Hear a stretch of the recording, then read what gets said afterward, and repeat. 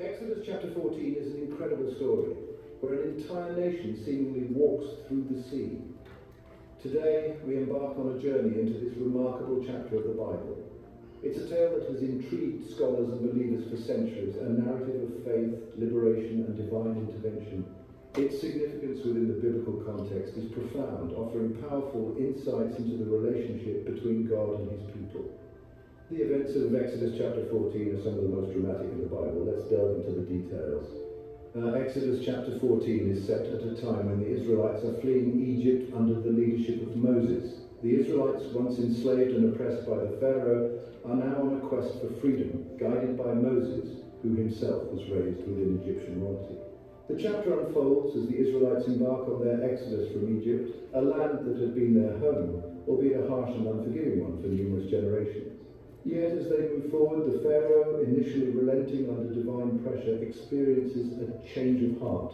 Stricken by the sudden realization of the loss of a vast workforce, he rallies his chariots, his soldiers, his entire military might, and sets off in pursuit of the fleeing Israelites, aiming to bring them back into the folds of slavery. Now, with the Egyptian army closing in, the Israelites find themselves in front of the Red Sea, seemingly trapped. Faced with the Red Sea ahead and the Egyptian army behind, the Israelites are in a seemingly impossible situation.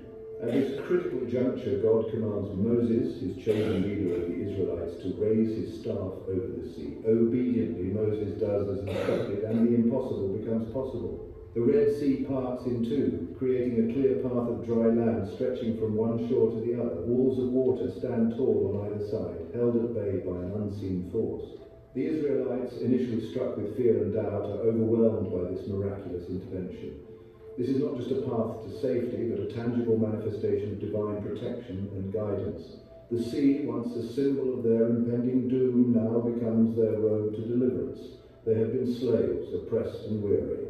Now they are a people chosen by God, walking through the parted sea towards freedom. Their faith is strengthened, their spirits uplifted. The impossible situation they found themselves in is no more. Instead, they find themselves in the midst of a miracle, a divine intervention that not only ensures their survival, but also reaffirms their faith in God's promise of deliverance.